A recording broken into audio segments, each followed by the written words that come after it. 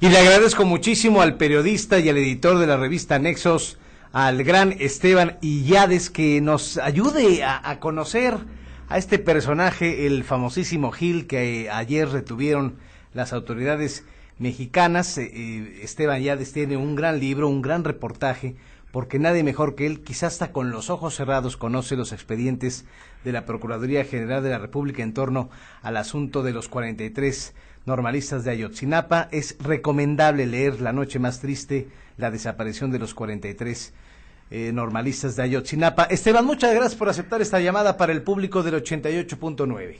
Hola, ¿qué tal? Buenas tardes. Esteban, ¿quién es el Cabo Gil? Ya en sus primeras declaraciones se está confirmando que a Sidronio le dijo, confirman esta charla telefónica que tuvieron o estos mensajes telefónicos, que efectivamente él es el autor intelectual de la desaparición de estos 43 normalistas.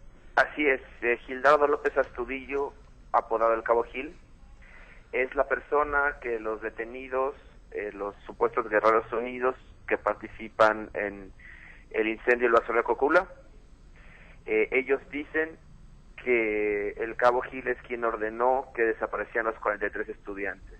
Asimismo, Sidronio Casarrubias, también supuesto jefe de los Guerreros Unidos, de una célula más alta, él dice que Gildardo López Astudillo es quien le notifica que desaparecieron los 43 estudiantes. Según Sidronio Casarrubias, Gildardo López le envía un pin de BlackBerry, un mensaje, en el que dice, los hicimos polvo. Gildardo López es considerado el jefe de plaza de los Guerreros Unidos en Iguala, y él sería el que controla el tráfico de heroína, de opio, que después se vuelve, de amapola, se vuelve opio, después se vuelve heroína, es un tráfico de millones de dólares. Él sería quien controla la salida de esa droga del municipio de Iguala. Ahora, también sabemos que hay mucho acercamiento del Cabo Gil con el encargado de la policía, del señor Salgado, ¿no? De Francisco Salgado. Así es, el secretario de Seguridad Pública de Iguala, que actualmente está prófugo, según los testimonios, él le entrega a los estudiantes al Cabo Gil, él comunica qué es lo que van a hacer con los estudiantes, y la gente del Cabo Gil, entre ellos Patricio el Pato Reyes y Felipe el Terco Rodríguez, son quienes reciben a los estudiantes y después se los llevan al basurero. Esteban, con la captura de Gildardo, es prácticamente, ya podremos saber dónde se encuentran los normalistas, porque hoy los peritos argentinos, he leído en algunos diarios de México, manifiestan que es débil las investigaciones de los peritos de la Procuraduría General de la República, de que efectivamente hayan sido quemados o hayan sido identificados por lo menos 2 estudiantes ya muertos. Pues sí, ahí ya tenemos una discusión mucho más grande, porque son los peritos argentinos discutiendo ya directamente con la Universidad de Innsbruck, Ajá, que es la que hizo estos estudios de genética, de ADN, para identificar 2 restos de los normalistas. Entonces, pues ahí ya tenemos una pugna muy grande, que no sé yo muy bien por qué se está dando y cómo se va a resolver, porque ya son 2 autoridades internacionales, ¿no? Esto yo creo que da certidumbre, dependiendo obviamente de lo que declare Gildardo López Astudillo, en términos de narrativa para la Procuraduría, sin duda les dará un eslabón muy importante para poder explicar qué sucedió con los normalistas, a dónde se llevaron y cuál fue su destino final. El problema que tenemos aquí, obviamente, es que tanto la PGR, y si esto lo ha dicho muchas veces el equipo de antropología forense de Argentina, es que falta evidencia física que pueda vincular las bolsas del río San Juan, que es donde la PGR encuentra los supuestos restos de los normalistas, de poder vincular eso con el basurero de Cocula. Entonces, tendríamos en este caso declaraciones que juntan una cosa con la otra, pero en términos científicos faltaría evidencia para unir los 2 lugares. Y además ya viste lo que dijeron los observadores de la Comisión Interamericana de los Derechos Humanos, que podía ser increíble la manera en cómo incineraron a los cadáveres, si es que se llevó a cabo esa maniobra, ¿no?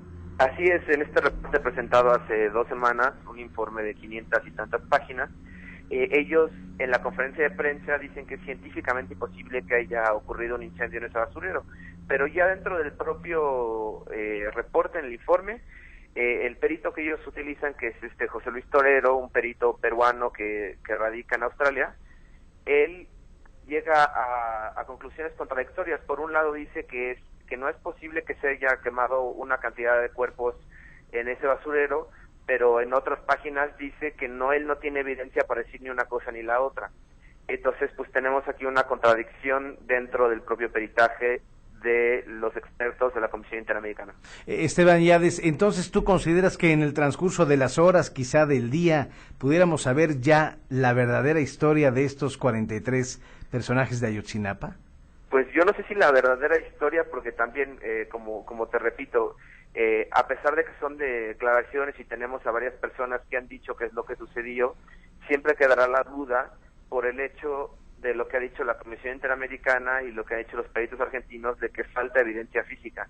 Testimonialmente podrá estar ahí, pero mientras no se logre cerrar ese círculo con evidencia, pues siempre quedará la duda si realmente esto es lo que sucedió. Y los que realmente están sufriendo, pues son los padres de familia de estos estudiantes, ¿no? Pues claro, porque los padres, con cada nueva opinión que sale, con cada nueva información, pues por un lado recuperan la esperanza, que es entendible porque ellos no tienen restos que velar, ellos siguen buscando a sus familiares, pero por otra parte, pues mientras no haya certidumbre física, que parece que no la habrá porque pues los restos de los estudiantes se encuentran en estas bolsas, entonces por lo visto nunca encontraremos, o bueno, por lo menos nunca se encontrará cuerpos que velar.